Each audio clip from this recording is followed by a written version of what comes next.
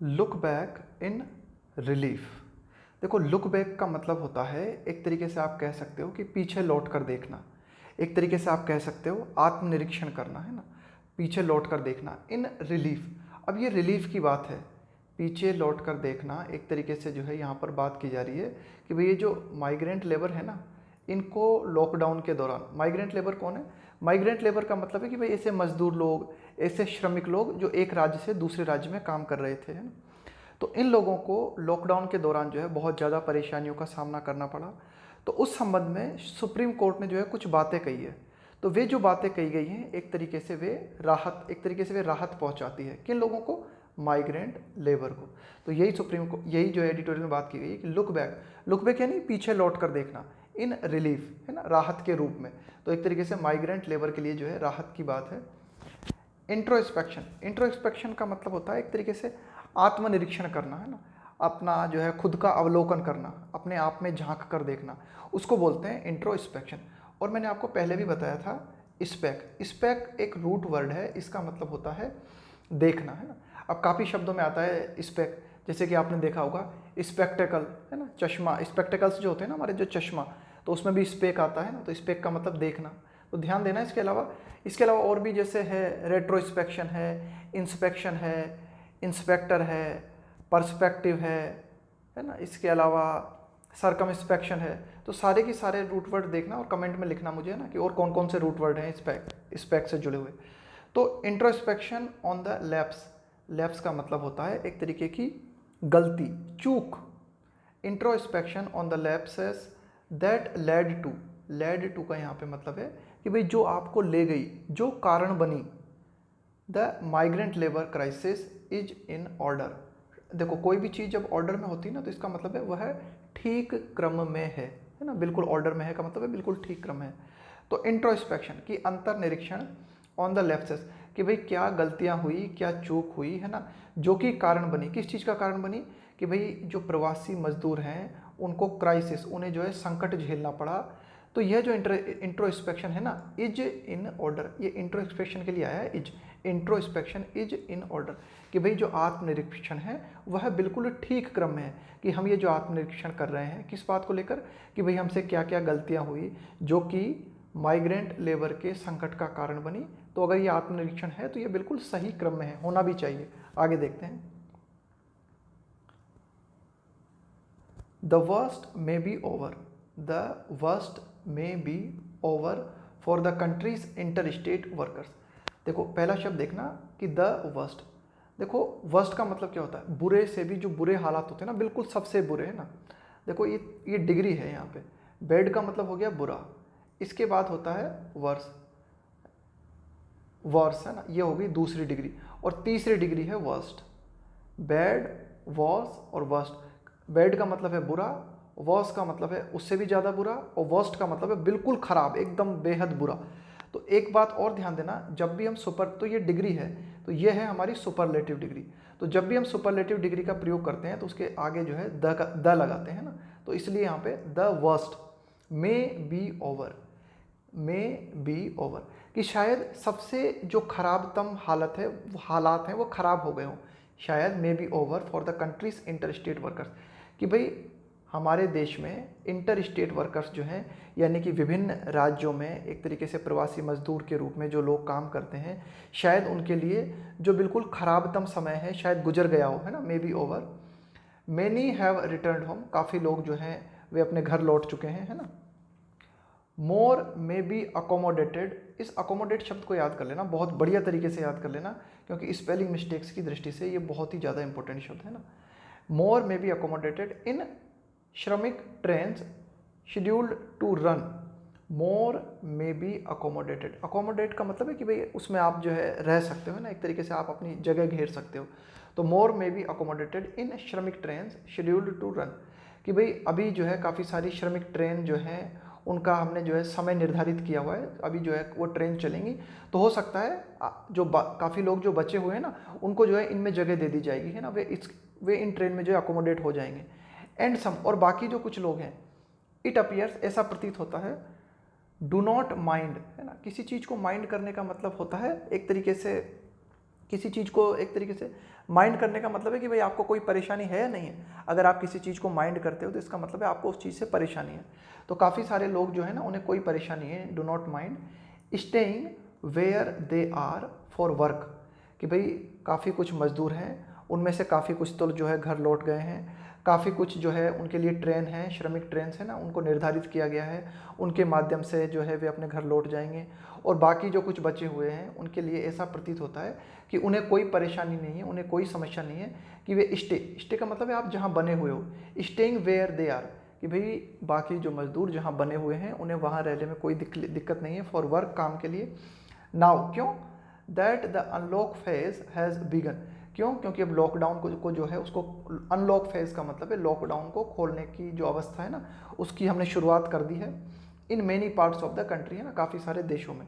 तो भाई काफ़ी लोग हैं जो कि अभी भी जो है फंसे हुए हैं, तो उन्हें कोई तकलीफ भी नहीं है, वे वहाँ बने रहना चाहते हैं। और क्योंकि अब अनलॉक फेज भी चालू हो चुका है तो उन्हें लग रहा है कि भाई अब जो है काम मिल ही जाएगा, तो जाकर जो है क्या करेंगे, है ना। आगे देखते हैं, द सुप्रीम कोर्ट। अब ध्यान देना, ये जो द आर्टिकल का हमने प्रयोग किया है ना सुप्रीम कोर्ट के आगे, क्यों लगाया सुप्रीम कोर्ट के आगे? द का प्रयोग करते हैं हम कोई भी जो विशेष चीज़ होती है ना, कोई भी खास चीज़ होती है। अब जैसे कि सुप्रीम कोर्ट है, पूरे देश में जो है सिर्फ एक ही है ना, तो द सुप्रीम कोर्ट, है ना। तो इस तरह से ध्यान दिया करो छोटी छोटी चीज़ों का, है ना। The supreme court has fixed A 15-day deadline.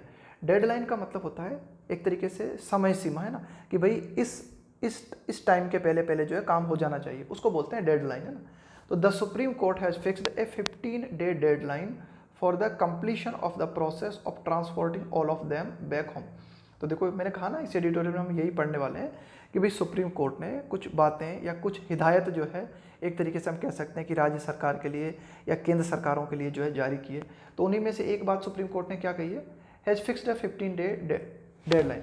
Supreme court ने 15 दिनों की जो है एक डेडलाइन फिक्स कर दी है, एक समय सीमा निर्धारित कर दी है, for the completion of the process of transporting all of them back home, कि भाई जितने भी मजदूर लोग जो कि विभिन्न राज्यों में इधर उधर फंसे हुए हैं, इनको जो है ट्रांसपोर्ट किया जाए, एक प्रक्रिया की, प्रोसेस की जो है शुरुआत की जाए, उस प्रोसेस को जो है कंप्लीट किया जाए। किस प्रोसेस की? Transporting all of them back home, कि भाई जितने भी मजदूर लोग हैं और वे जो है अपने घर लौटना चाहते हैं तो उन्हें जो है घर पहुंचाया जाए ना। अगर आगे देखते हैं, besides asking governments across the country to drop criminal cases against them. अब देखो एक और शब्द आया क्या यहाँ पे, बिसाइड्स। देखो दो शब्द होते हैं हमारे, एक तो होता है बिसाइड और दूसरा यहाँ पर लिखा हुआ है बिसाइड्स, है ना। एक तो हो गया बिसाइड और दूसरा हो गया बिसाइड्स। अब इस बिसाइड्स का मतलब होता है के अतिरिक्त, बिसाइड्स आस्किंग गवर्नमेंट, है ना, कि मतलब एक काम तो सुप्रीम कोर्ट ने क्या कहा है, एक बात तो सुप्रीम कोर्ट ने ये कही है कि भाई जितने भी मजदूर लोग हैं उन्हें जो है एक तरीके से उनको जो है परिवहन के माध्यम से अपने घर जो है पहुंचाया जाए। इसके अलावा इसके अतिरिक्त और जो है सुप्रीम कोर्ट ने क्या कहा है, और ये जो दूसरा बिसाइड है ना, इसका मतलब होता है के बगल में। जैसे आप मेरे बगल में बैठे हुए हो तो वहां पर हम किसका प्रयोग करेंगे, बिसाइड, है ना। तो ध्यान देना, बिसाइड्स और बिसाइड, इस बिसाइड का मतलब है के बगल में और बिसाइड्स का मतलब है के अलावा, के अतिरिक्त। तो बिसाइड्स आस्किंग गवर्नमेंट, तो सुप्रीम कोर्ट ने जो है सरकारों से जो है पूछा है, क्या पूछा है, across the asking government across the country, कि भाई जितनी भी सरकारें हैं, जितनी भी राज्य सरकारें हैं, केंद्र सरकारें हैं, सभी से जो है सुप्रीम कोर्ट ने पूछा है, कहा है to drop criminal cases. Drop का मतलब है छोड़ देना, है ना, एक तरीके से गिरा देना। To drop criminal cases against them, कि भाई काफ़ी सारे मजदूर लोग हैं, इनके खिलाफ जो है आपराधिक मामले दर्ज किए गए थे, उन दर्ज किए गए आपराधिक मामलों को जो है छोड़ दिया जाए, है ना, उन आपराधिक मामलों को जो है वापस ले लिया जाए। क्यों इन मजदूरों के खिलाफ आपराधिक मामले दर्ज किए थे? जैसे ही हमने लॉकडाउन लगाया था तो काफ़ी सारे मजदूर जो थे ना, उनमें जो है हड़बड़ी मच गई थी और ये लोग जो है पैदल ही अपने घरों की ओर रवाना हो गए थे। तो इनके ऊपर आपराधिक मामले लगाए गए थे लॉकडाउन का उल्लंघन करने के। तो वही आगे लिखा हुआ है, to drop criminal cases against them for violating, violate का मतलब है उल्लंघन करना, है ना, द लॉकडाउन, है ना, कि भाई लॉकडाउन को उल्लंघन करने को लेकर जो मामले इनके ऊपर दर्ज किए गए थे उन मामलों को वापस लिया जाए, इन लोगों को जो है घर लौटाया जाए। ऐसी बातें जो है ना सुप्रीम कोर्ट ने कही है ना।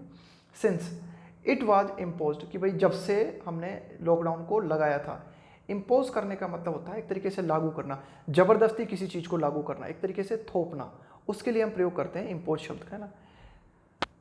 तो since it was imposed at short notice, है ना, since it was imposed at short notice on March 25, कि भाई ये जो है लॉकडाउन जो है एक तरीके से लागू किया गया था, है ना, थोपा गया था एट शॉर्ट नोटिस, है ना, बहुत ही छोटा टाइम दिया गया था, है ना। नोटिस, शॉर्ट नोटिस का मतलब है कि भाई बताया नहीं गया कि एक दिन पहले, 2 दिन पहले या सप्ताह भर पहले जानकारी दे दी गई, है ना, अचानक से, है ना, 2-4 घंटे पहले बताया कि लॉकडाउन लागू हो रहा है देश में ऑन March 15। कब लागू हुआ था ये? 25 मार्च को। आगे देखते हैं। Pursuing the lockdown violation charge would have been an exercise in triviality। ये जो शब्द है ना triviality, इस triviality का मतलब होता है कि भाई एक तरीके से क्षुद्रता, यानी कि lack of seriousness, है ना, या फिर lack of importance। in the face of का मतलब होता है के परिणाम स्वरूप, है ना, के चलते, of the in the face of desperation and despair.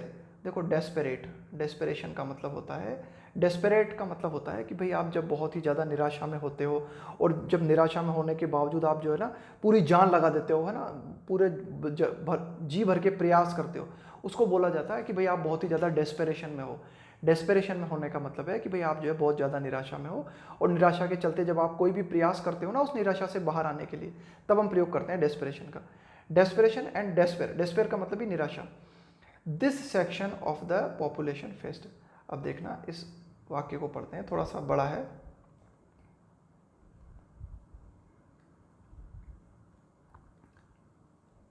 Pursuing का मतलब मैंने आपको बताया एक तरीके से फॉलो करना। द लॉकडाउन वायलेशन चार्ज, कि भाई लॉकडाउन का उल्लंघन करने के चार्ज, लॉकडाउन का उल्लंघन करने के चार्ज अगर हम जो है इनके ऊपर लगाते, लॉकडाउन उल्लंघन करने के चार्ज जो है हम अगर इनको, लॉकडाउन उल्लंघन करने के चार्ज का जो है अगर अनुसरण किया जाता, would have been an exercise, तो यह एक ऐसी गतिविधि रही होती जो कि मतलब जिसका कि कोई ज़्यादा महत्व नहीं है ना। इन द फेस ऑफ, क्यों, किसके चलते? In the face of desperation and despair this section of the population face. तो यही एडिटोरियल कहना चाह रहा है कि भाई यह जो तबका है ना, इस मजदूर वर्ग की बात की जा रही है कि भाई इस मजदूर तबके को, है ना, जिस निराशा का सामना करना पड़ा, है ना, जिस डेस्परेट हालत से उसे गुजरना पड़ा, है ना, तो इन सब के चलते अगर उसने जो है लॉकडाउन का उल्लंघन किया ना, तो एक तरीके से लगता है कि भाई उसने बेचारे ने जो है ठीक किया। वो बहुत ही ज़्यादा डेस्पेयर में था, बहुत ही ज़्यादा परेशानी की हालत में था, बहुत ही ज़्यादा हताशा की हालत में था। तो एडिटोरियल ये कहना चाहता है कि भाई सुप्रीम कोर्ट ने ये जो आदेश जारी किए ना कि भाई जिन मजदूरों के ऊपर भी लॉकडाउन उल्लंघन के चार्ज लगाए गए हैं उनको वापस लो, तो अच्छा किया। अगर इन लॉकडाउन के चार्जेस को जो है वापस नहीं लिया जाता, है ना, और जो है लॉकडाउन के चार्ज उनके ऊपर लगाए जाते, तो यह जो गतिविधि है ना, यह क्षुद्रता से भरी हुई रही होती है ना। ट्रिवियलिटी मतलब बिल्कुल ओछेपन की हरकत है ना, बिल्कुल क्षुद्रता भरी हरकत है ना। तो ये एडिटोरियल जो है बात करना चाह रहा है ना। तो ध्यान देना, थोड़ा सा कंडीशनल बनाया गया है यहाँ पे कि भाई ऐसा रहा होता, would have been an exercise in triviality, कि अगर मजदूरों के ऊपर लॉकडाउन उल्लंघन करने के आरोप लगाए गए होते तो यह हरकत एक बहुत ही क्षुद्र हरकत रही होती, है ना।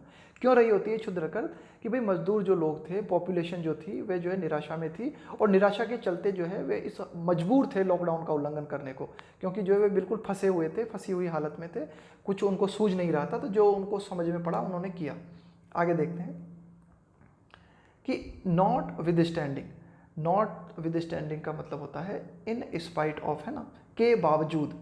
लिंगर का मतलब होता है बने रहना, है ना। Not with standing lingering criticism that the supreme court's intervention का मतलब होता है हस्तक्षेप। Not with standing lingering criticism that the supreme courts inspection on it's motion का मतलब है कि भाई सुप्रीम कोर्ट ने गति अपनाते हुए, है ना, अपने काम में गति अपनाते हुए जो कुछ भी कहा, है ना, may have come too late, है ना, टू लेट। तो देखो नॉट विथ स्टैंडिंग कि भले ही, लिंगरिंग क्रिटिसिज्म कि भाई एक तरीके से क्या है, आलोचना, है ना। लिंगरिंग का मतलब है बने रहना, लिंगरिंग का मतलब है बने रहना, है ना। That the supreme court's intervention may have come too late, आया टू लेट, कि भाई इस बात की आलोचना जो है वे बनी हुई है ना। काफ़ी लोग जो है इस बात की आलोचना कर रहे हैं कि भाई सुप्रीम कोर्ट ने एक तरीके से ये जो हस्तक्षेप किया है यह बहुत देरी से किया है। काफ़ी लोग इस बात को लेकर आलोचना कर रहे हैं। आलोचनाएं जो है बनी हुई हैं, क्या आलोचनाएं बनी हुई हैं कि भाई सुप्रीम कोर्ट ने ये जो हस्तक्षेप किया है, ये जो इंटरवेंशन किया है, बहुत ही देरी से किया है। तो इन आलोचनाओं के बने रहने के बावजूद, है ना, क्या आलोचनाएं बनी हुई है कि भाई ये आलोचनाएं बनी हुई है कि जो सुप्रीम कोर्ट का हस्तक्षेप है वो भले ही देरी से आया हो, मे हैव कम, देखो हैव कम लिखा हुआ है ना यहाँ पे, हैव और वर्ब की थर्ड फॉर्म, ये क्या दिखाता है, ये दिखाता है परफेक्शन को, है ना। हैव कम टू लेट, कि भाई सुप्रीम कोर्ट का डिसीजन आ चुका है, सुप्रीम कोर्ट ने अपना फैसले दिए हैं ये मजदूरों की परेशानी को लेकर। Have come too late, too late का मतलब बहुत ज़्यादा देर कर देना, है ना, उतनी देर जितनी की देर नहीं होनी चाहिए थी, है ना। तो शायद इस बात की संभावना बनती है कि भाई हो सकता है सुप्रीम कोर्ट का जो डिसीजन आया है वो बहुत देरी से आया हो और इस बात को लेकर सुप्रीम कोर्ट की जो है कुछ लोग जो है आलोचनाएं कर रहे हो, है ना। फिर भी देर ऑट टू बी, अब देखो यहाँ पर क्या लिखा हुआ है, ऑट टू, ऑट टू का प्रयोग करो चाहे शुड का प्रयोग करो, है ना, एक ही बात है। लेकिन शुड की जगह हम ऑट टू का प्रयोग करते हैं जब हमें नैतिक जिम्मेदारी को दिखाना हो। शुड और ऑट टू दोनों का प्रयोग चाहिए के सेंस में किया जाता है ना, लेकिन जब हमें नैतिक कर्तव्य, नैतिक दायित्व, नैतिक जिम्मेदारी का बोध कराना हो तो शुड की जगह हम ऑट टू का प्रयोग करते हैं। There ought to be a sense of relief, लेकिन इस बात को लेकर जो है एक राहत होनी चाहिए। ओवर किस बात को लेकर, over the improvement in their situation, कि भाई फाइनली जो मजदूर लोग हैं उनकी परिस्थिति में जो है सुधार हुआ है, इस बात को लेकर जो है राहत महसूस करनी चाहिए। कि भले ही आप आलोचना करो कि भाई सुप्रीम कोर्ट ने जो हस्तक्षेप किया वो बहुत ही जो है देरी से किया, है ना, इस बात को लेकर आलोचनाएं बनी हुई है, लेकिन फिर भी यह एक राहत की बात है, ए सेंस ऑफ रिलीफ है, यह एक राहत की बात है कि भाई जो सिचुएशन है, जो परिस्थिति है उसमें जो है सुधार देखने को मिला। आगे देखते हैं, going by officials claim, going by officials claim by the centre, है ना, कि गो बाय का मतलब है कि अगर हम इस बात पर नज़र डालें, अगर हम इस बात को देखें, किस बात को देखें, ऑफिशियल क्लेम का मतलब है आधिकारिक रूप से जो दावे किए गए हैं, क्लेम का मतलब है दावा, बाय द सेंटर, कि भाई केंद्र सरकार की तरफ से आधिकारिक रूप से जो दावे किए गए हैं, अगर हम उन दावों पर नज़र डालें, है ना, तो क्या दावे किए हैं केंद्र सरकार ने, एज मैनी एज, अब यहाँ पे ध्यान देना, या तो आप लिखो एज मैनी एज या फिर आप लिखो एज मच एज। तो देखो मैनी का हम प्रयोग करते हैं काउंटेबल चीज़ के लिए जिनको आप गिन सकते हो, मच का हम प्रयोग करते हैं अनकाउंटेबल के लिए, है ना। तो बस इतना सा डिफरेंस है इनमें, एज मैनी एज या एज मच एज दोनों का प्रयोग किया जाता है किसी चीज़ पर जोर डालने के लिए, ना, किसी मात्रा पर जो है आप जोर डालना चाहते हो, है ना, किसी आंकड़े पर आप जो है जोर डालना चाहते हो, तब वो उसके लिए प्रयोग करते हैं कि भाई इतना, है ना। तो as many as 57.22 lakh migrant workers have returned to their hometowns from the states in which they have been earning a living। तो देखो केंद्र सरकार का क्या दावा है ना, तो ध्यान रखना कि भाई अब यहाँ पे ये जो लिखा हुआ है ना एज मैनी, तो हम ये बताना चाहते हैं कि भाई लगभग मतलब ये मानो कि 57 लाख लोग, इस तरह से जब हिंदी में बोलते हैं ना, जोर दे के बोलते हैं, तो उस जोर देकर बोलने के लिए हम एज मैनी एज या फिर एज मच एज का प्रयोग किया जाता है ना, कि भाई इतने 57 लाख माइग्रेंट वर्कर्स जो हैं, केंद्र सरकार ने ऐसा दावा किया है कि भाई वे लोग जो है अपने घर लौट गए हैं और अपने घर में, उनके होम टाउन में, है ना, अपने राज्य में लौट गए हैं, have return to their home town from the states in which they have been earning a living, और अब जो है वे अपने घर में लौट गए हैं, अपने राज्य में लौट गए हैं और वहाँ पर जो है वह अपनी आजीविका कमा रहे हैं, है ना। लिविंग का मतलब है आपकी आजीविका, कि भाई वे जो है अब घर लौट गए, ऐसा दावा जो है केंद्र सरकार ने किया है। आगे देखते हैं,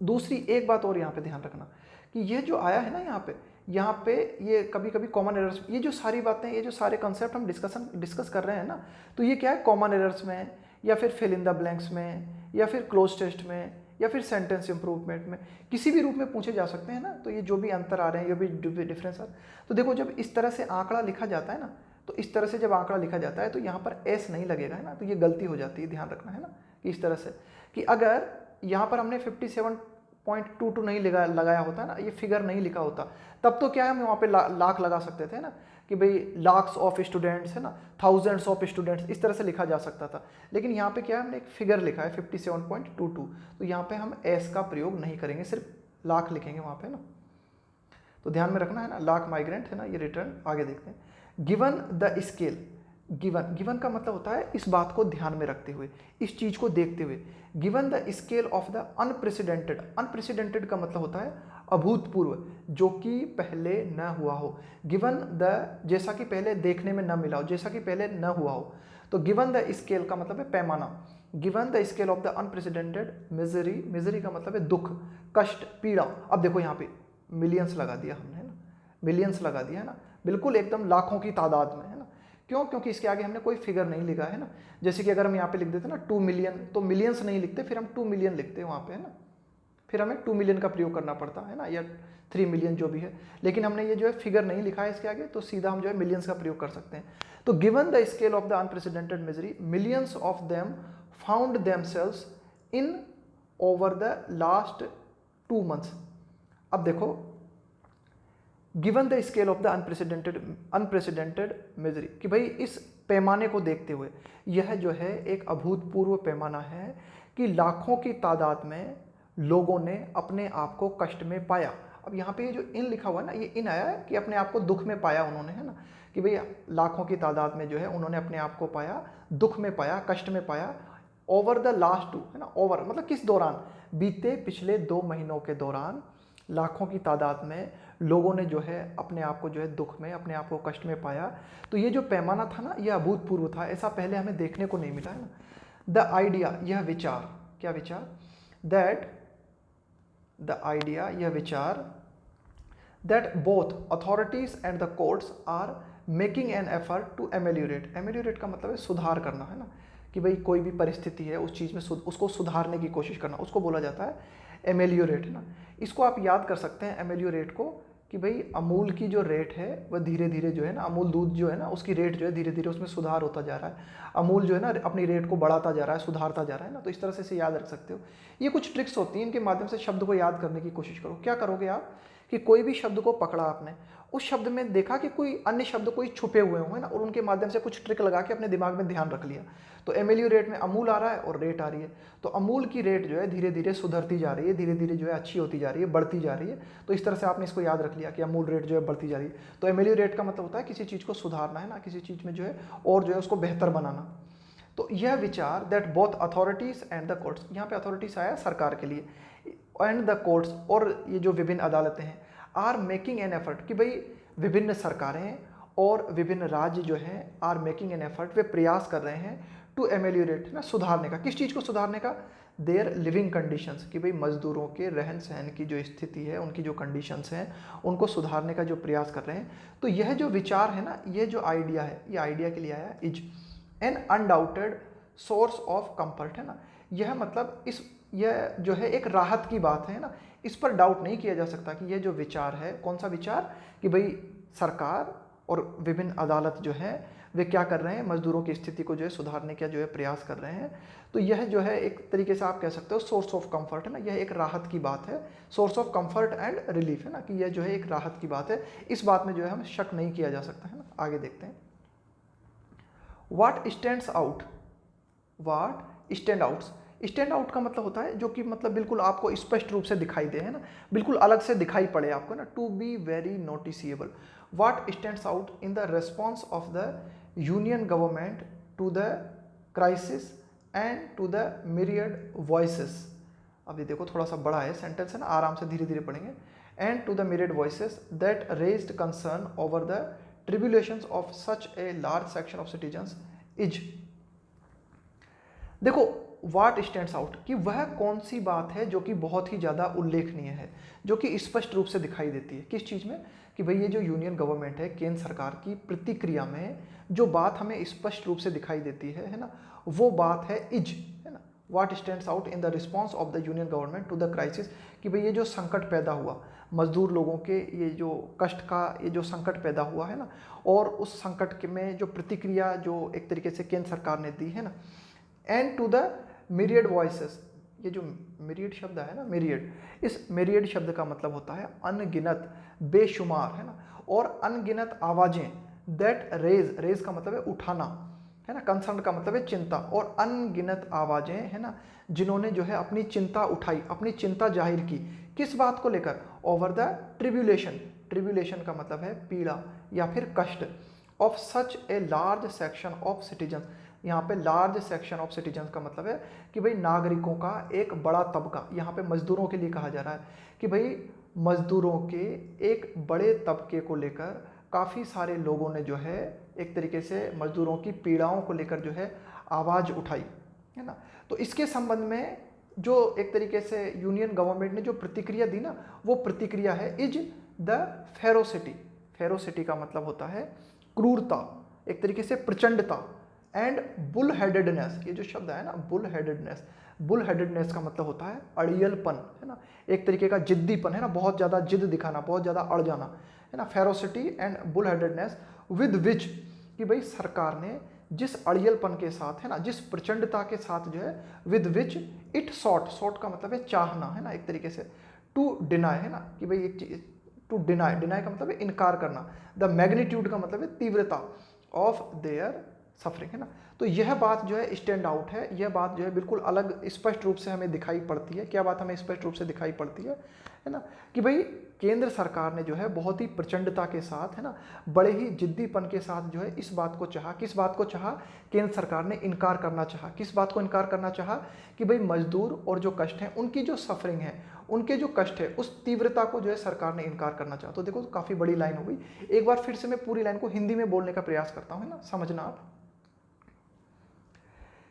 कि भाई सबसे जो एकदम उल्लेखनीय बात जो हमें दिखाई पड़ती है, वो दिखाई पड़ती है हमें केंद्र सरकार की प्रतिक्रिया में, कि भाई इस संकट को लेकर जो केंद्र सरकार ने प्रतिक्रिया दी, है ना, कि भाई इस संकट के प्रति विभिन्न आवाज़ें, है ना, जो है लोगों ने व्यक्त की, कि भाई इस संकट के प्रति जो है विभिन्न जो है एक तरीके से आप कह सकते हो कि चिंताएं जो है लोगों ने जाहिर की। चिंताएं जो है कि भाई ये जो ट्रिब्यूलेशंस हैं, पीड़ाएं हैं, है ना, कि भाई इतने ये जो बड़ा एक तबका है, एक बड़ा जो नागरिक है, उसकी पीड़ाओं को जब उठाया केंद्र सरकार के सामने, तो केंद्र सरकार ने जो प्रतिक्रिया दी ना, वो प्रतिक्रिया बड़ी ही प्रचंडता से भरी हुई थी।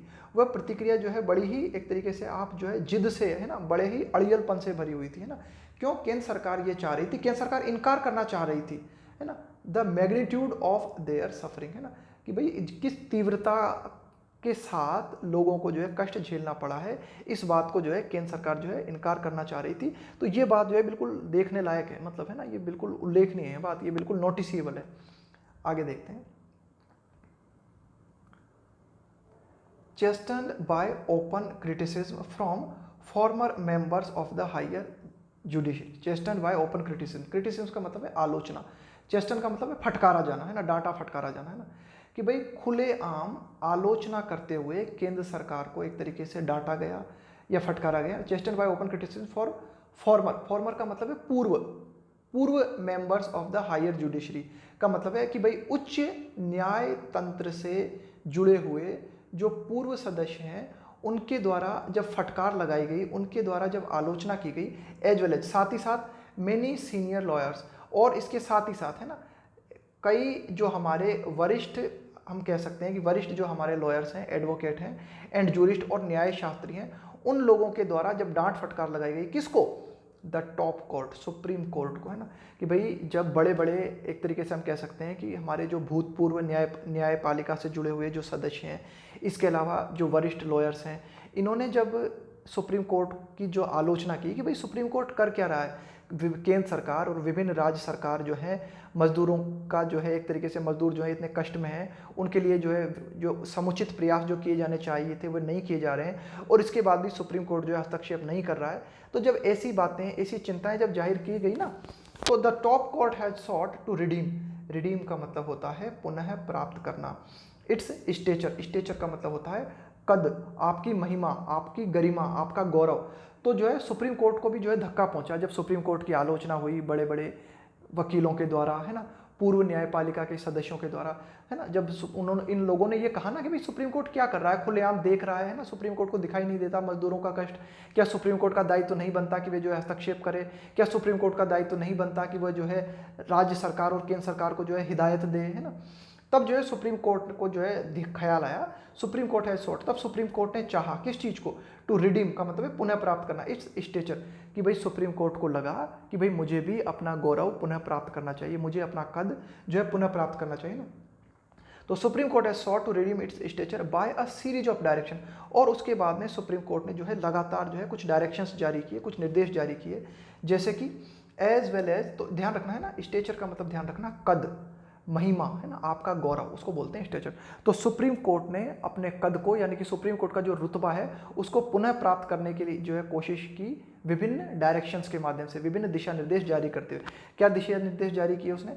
As well as by indicating, साथ ही साथ इंडिकेट करते हुए ना, ये इशारा करते हुए, इट्स विलिंगनेस, विलिंगनेस का मतलब होता है कि भाई आप राजी हो इस चीज़ के लिए। सुप्रीम कोर्ट ने जो है इच्छा जाहिर की है ना, अपनी इच्छा जाहिर करना, इच्छुक होना, to go into all pending issues. भाई सुप्रीम कोर्ट ने कहा कि भाई जितने भी लंबित मामले हैं, कि भाई लॉकडाउन से संबंधित जितने भी मामले लंबित हैं, उनको जो है, जो भी पेंडिंग है ना, उनको जो है सुप्रीम कोर्ट देखेगा, उनको जो है इच्छुक है सुप्रीम कोर्ट उनको देखने के प्रति। आगे देखते हैं।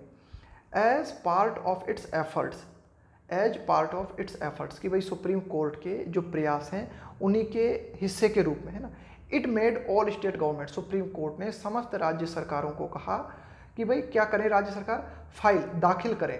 कॉम्प्रिहेंसिव का मतलब है विस्तृत, एफिडेविट का मतलब एक तरीके से प्रारूप है ना, affidavit on the action they had taken to facilitate the return of the workers. भाई सुप्रीम कोर्ट ने विभिन्न राज्य सरकारों से कहा कि भाई जो है आप विस्तृत जो है एफिडेविट जो है दाखिल करो, और एक विस्तृत एफिडेविट के माध्यम से आप ये बताओ कि भाई आपने एक्शन क्या लिया। फैसिलिटेट का मतलब होता है एक तरीके से सुविधा उपलब्ध कराना, the return of the workers, कि भाई जो भी मजदूर थे उनको उनके राज्य में, उनको उनके घर में लौटाने के लिए आपने क्या किया है ना। तो ये बात सुप्रीम कोर्ट ने विभिन्न राज्य सरकारों से पूछी है। Provide them with immediate relief, इसके अलावा सुप्रीम कोर्ट ने विभिन्न राज्य सरकारों से पूछा है कि भाई राज्य सरकारों ने जो है provide them with immediate relief, कि भाई विभिन्न राज्य सरकारों ने मजदूर लोगों को तत्काल राहत उपलब्ध कराने के लिए क्या किया। एंड द अरेंजमेंट्स, और विभिन्न राज्य सरकारों ने क्या अरेंजमेंट्स बनाए, क्या अरेंजमेंट्स किए। Made for food and water, कि भाई विभिन्न राज्य सरकारों ने मजदूरों के लिए भोजन और पानी का इंतजाम करने के लिए क्या प्रबंध किए। For them during train journeys, कि भाई ट्रेन जर्नी, ट्रेन जर्नी का मतलब है कि भाई जब मजदूरों को उनके राज्य में जब उन्हें ट्रेन के माध्यम से भेजा गया तो क्या व्यवस्थाएं की गई, भोजन पानी की जो है क्या व्यवस्था थी, क्या प्रबंध किए गए। तो इन सब का लेखा जोखा सुप्रीम कोर्ट ने जो है विभिन्न राज्य सरकारों से मांगा है ना। तो ये अच्छी बात है। आगे देखते हैं। इट हैज़ फर्दर, अब एक और शब्द आया है यहाँ पे, फर्दर। देखो फर्दर का हम प्रयोग करते हैं कि भाई जब हम बोलते हैं ना कि हमने इतनी बात कह दी, अब और आगे हम कुछ बात कहना चाहते हैं, तब हम यूज करते हैं फर्दर का। एक और शब्द होता है, वो होता है फार्दर, FARTHER। इस फार्दर शब्द का हम प्रयोग करते हैं दूरी को दिखाने के लिए कि भाई मेरा घर जो है आपसे कितनी दूर है ना। तो जब हम दूरी व्यक्त करते हैं ना, तब हम यूज करते हैं फार्दर का। और जब हम कुछ और बताना चाहते हैं, आगे कुछ और जोड़ना चाहते हैं बात में, तब हम यूज करते हैं फर्दर का। तो इस कॉन्सेप्ट को भी जो है अच्छी तरह से ध्यान रखना। सेंटेंस इंप्रूवमेंट, कॉमन एरर कहीं भी पूछा जा सकता है ना। तो दूरी के लिए फार्दर, और कुछ और जोड़ने के लिए, कुछ और कहने के लिए है ना, उसके लिए further. It has further asked the states to spell out, spell out का मतलब है कहना कि भाई और ज़्यादा है ना, कि भाई सुप्रीम कोर्ट ने इतना तो कहा ही है, इसके अलावा और क्या कहा है सुप्रीम कोर्ट ने, कि विभिन्न राज्यों से पूछा है कि वे बताएं, है ना। स्पेल आउट का मतलब बताएं, कहें। देयर प्लान्स, कि भाई विभिन्न राज्यों से सुप्रीम कोर्ट ने कहा कि भाई आपके प्लान क्या है। For registering all the workers, कि भाई जितने भी मजदूर हैं इनको जो है रजिस्टर किया जाए, है ना, इनका लेखा जोखा रखा जाए। देयर स्किल्स है ना, उनकी जो है ये जो स्किल हैं, उनकी जो क्षमता हैं उनको देखा जाए। देयर एरियाज ऑफ एम्प्लॉयमेंट, है ना, कि भाई जिस क्षेत्र में वे जो है रोजगार में लगे हुए हैं उस क्षेत्र को देखा जाए। And the different welfare and employment schemes meant for them, और विभिन्न कल्याणकारी, वेलफेयर का मतलब है कल्याणकारी, है ना, एम्प्लॉयमेंट स्कीम का मतलब है रोजगार प्रदान करने वाली योजना, मीट का मतलब है जो कि बनी है उन मजदूरों के लिए। तो इस संबंध में राज्य सरकार क्या कर रही है, इसके संबंध में भी जो है राज्य सरकार सुप्रीम कोर्ट को बताए। आगे देखते हैं। सेवरल प्रॉब्लम्स रिमेन, कि अभी भी जो है काफ़ी सारी समस्याएं जो है वे बनी हुई हैं। नॉट द लीस्ट ऑफ, अब ये जो लिखा हुआ है ना not the least, not the least का मतलब है यहाँ पर खास करके, जोर देने के लिए यूज किया गया इसका ना, दबाव डालने के लिए ना, एम्फेसाइज करने के लिए, खास करके, है ना। सेवरल प्रॉब्लम्स रिमेन, कि भाई काफ़ी सारी समस्याएं बनी हुई हैं, खास करके। Not the least of them being the lapse, lapse का मतलब है त्रुटि, चूक, है ना, being the lapses on the part of the authorities across the country in dealing with the crisis, कि भाई काफ़ी समस्याएं जो है बनी हुई है, खास करके, है ना, खास करके भूल, है ना, कौन सी भूल, being the lapses on the part of, on the part of मतलब किसकी तरफ से, on the part of authorities, सरकार की तरफ से, अक्रॉस द कंट्री, पूरे देशवर्ष में, इन डील विथ, डील विथ का मतलब है निपटना, सामना करना, in dealing with the crisis, कि भाई इस संकट से निपटने के दौरान जो है काफ़ी सारी समस्याएं, जो काफ़ी सारी जो है भूल हमें देखने को मिली, काफ़ी सारी चूक हुई, और वे चूक जो है अभी भी बनी हुई हैं। द इनएडिक्वेसी, इनएडिक्वेसी का मतलब होता है अपर्याप्तता, है ना।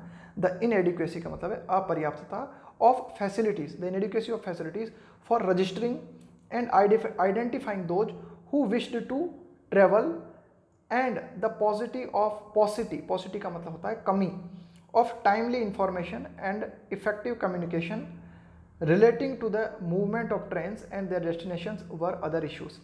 देखो मतलब काफ़ी सारी समस्याएं जो हैं अभी भी बनी हुई हैं, जो भाई सरकार की तरफ से क्या क्या कमियां रह गई है ना, तो अभी भी काफ़ी सारी बातें जो है बनी हुई हैं। लेकिन आगे अगर हम बात करें कि अपर्याप्तता, किस बात की अपर्याप्तता? ऑफ फैसिलिटीज़, सुविधाएं, फॉर रजिस्टरिंग, कि भाई आपको क्या करना था कि भाई जो भी मजदूर थे उनके नाम जो है दर्ज करने थे, उन मजदूरों को आपको पहचानना था कि भाई जिन लोगों की भी इच्छा थी, हु विश्ड टू ट्रेवल, है ना, कि भाई जो लोग भी अपने घर लौटना चाहते थे, है ना, एंड द पॉसिटी का मतलब है कमी ऑफ टाइमली इंफॉर्मेशन, कि भाई बिल्कुल समय रहते जो है एक तरीके से जो है क्या किया जाता, इंफॉर्मेशन जो है उपलब्ध कराई जाती, एंड इफेक्टिव कम्युनिकेशन, प्रभावी रूप से जो है कम्युनिकेट करना था, यानी कि सरकार को जो है एकदम तत्काल रूप से बिल्कुल जो है बताना था मजदूरों को जो भी कोई बात थी उसको, है ना। रिलेट के बाद में टू प्रीपोजिशन आता है, रिलेट टू मतलब संबंधित होना, to the movement of trains and their destinations were other issue, कि भाई ये कुछ अन्य समस्याएं हैं, ये कुछ अन्य भूल हैं जो कि राज्य सरकार की तरफ से और केंद्र सरकारों की ओर से जो है हमें देखने को मिली, कि भाई राज्य सरकार और केंद्र सरकारें जो है ना वह जो है बता नहीं पाई, किस चीज़ को बता नहीं पाई, बिल्कुल कम्युनिकेट नहीं कर पाई कि भाई कौन सी ट्रेन है ना, और वह किस डेस्टिनेशन को, डेस्टिनेशन मतलब आपका गंतव्य स्थान, उसको कहा जाता है डेस्टिनेशन, है ना। तो एकदम टाइमली का मतलब है बिल्कुल तुरंत जो है एकदम तत्काल पूर्ण तरीके से मजदूरों को जो है इन्फॉर्म नहीं किया गया, न तो मजदूरों को जो है उनके नाम जो है रजिस्टर किए गए, है ना, न उनको जो है ठीक तरह से पहचाना गया, है ना। इसके अलावा इस बात की भी जो है कमी महसूस की गई कि भाई सरकार ने जो है ना ठीक तरह से जो है कम्युनिकेट नहीं किया, सरकार ने जो है ट्रेन के मूवमेंट के बारे में मजदूरों को जो है ठीक तरह से नहीं बता पाया, है ना। ये कुछ अदर इश्यूज़ हैं, ये कुछ अदर मामले हैं। ओवरऑल कुल मिला के हम ये कह सकते हैं the courts belated intervention, belated का मतलब होता है देरी से आया हुआ, और इंटरवेंशन का मतलब है हस्तक्षेप, हैज़ ऑकेजन का मतलब होता है कारण बनना, है ना, किसी चीज़ का कारण बनना। ओवरऑल फाइनली हम ये कह सकते हैं कि भाई कोर्ट ने जो हस्तक्षेप किया है भले ही देरी से किया हो, लेकिन ये जो हस्तक्षेप कोर्ट ने किया है हैज़ ऑकेजन, है ना, यह कारण बना है, किस चीज़ का कारण बना है, ए मोमेंट, कि भाई कोर्ट के हस्तक्षेप के माध्यम से एक ऐसा अवसर पैदा हुआ है, एक ऐसा मोमेंट पैदा हुआ है जिसकी की बहुत ज़्यादा ज़रूरत थी, मच नीडेड इंट्रोस्पेक्शन का मतलब है अंतर निरीक्षण, है ना, आत्म मनन, है ना, फॉर एवरीवन, कि भाई एक तरीके से सुप्रीम कोर्ट ने जो है एक तरीके से सुप्रीम कोर्ट ने जो है ना अंतर निरीक्षण की हालत जो है पैदा कर दी है सभी लोगों के लिए, है ना। कंसर्न का मतलब जो भी लोग संबंधित हैं, ऑन देयर रेस्पॉन्सेस, यहाँ पे देर का मतलब है कि भाई जो विभिन्न राज्य सरकारें हैं उन्होंने जो प्रतिक्रियाएं दी, उनका जो बर्ताव रहा, उसमें जो है क्या कमियां हमें देखने को मिली, शॉर्ट कमिंग्स हमें देखने को मिली। तो सुप्रीम कोर्ट का ये जो फैसला आया है भले ही देरी से आया है, लेकिन इस फैसले ने ऐसी परिस्थितियां पैदा कर दी हैं जिनके माध्यम से जो भी लोग संबंधित हैं वे आत्मनिरीक्षण कर सकते हैं, और आत्मनिरीक्षण करके ये देख सकते हैं कि भाई ये जो संकट पैदा हुआ था मजदूरों का, इसके प्रति विभिन्न राज्य सरकारों ने जो प्रतिक्रियाएं दी थी, क्या वे प्रतिक्रियाएं ठीक थी, क्या जो एटीट्यूड, जो रवैया अपनाया गया, क्या वो रवैया ठीक था, कि भाई क्या क्या जो है कमियां रह गई है ना। तो इन सभी चीज़ों को जो है इंट्रोस्पेक्ट किया जा सकता है ना। तो ये था हमारा आज का एडिटोरियल। तो इस एडिटोरियल की अगर हम समरी की बात करें तो इसमें यही कहा गया है कि भाई इसमें खास करके सुप्रीम कोर्ट के फैसले की बात की गई है। क्या सुप्रीम कोर्ट का फैसला है कि भाई सुप्रीम कोर्ट ने जो है एक तरीके से हस्तक्षेप किया है, और सुप्रीम कोर्ट ने ये देखने की कोशिश की है कि भाई लॉकडाउन के दौरान जो भी मजदूर वर्ग थे, तो उन मजदूर वर्ग के प्रति सरकार ने जो बर्ताव किया उसमें क्या क्या कमियां थी, उन कमियों को जो है देखा गया है। मजदूरों के खिलाफ जो है विभिन्न आरोप लगाए गए हैं ना लॉकडाउन उल्लंघन करने के, तो विभिन्न राज्य सरकारों को कहा गया है कि भाई आप जो है इन चार्जेस को जो है वापस लो। इसके अलावा अन्य हिदायतें राज्य सरकारों को सुप्रीम कोर्ट ने दी हैं कि भाई मजदूरों के लिए आपको क्या क्या जो है करना चाहिए, इन मजदूरों की पीड़ाओं को ध्यान में रखते हुए, है ना। तो थोड़ा सा ज़्यादा टाइम लग गया आज, है ना। कुछ शब्द हैं, इन शब्दों को आप देख लेना, मैं सारे शब्द जो है आपको समझा चुका हूँ इसको पढ़ने के दौरान ही, है ना, तो कोई खास नहीं है ना, तो देख लेना एक बार इन सारे शब्दों को, है ना। और इसकी जो है वोकैब मैंने PDF में लगा दिया आपको, है ना, डिस्क्रिप्शन बॉक्स में।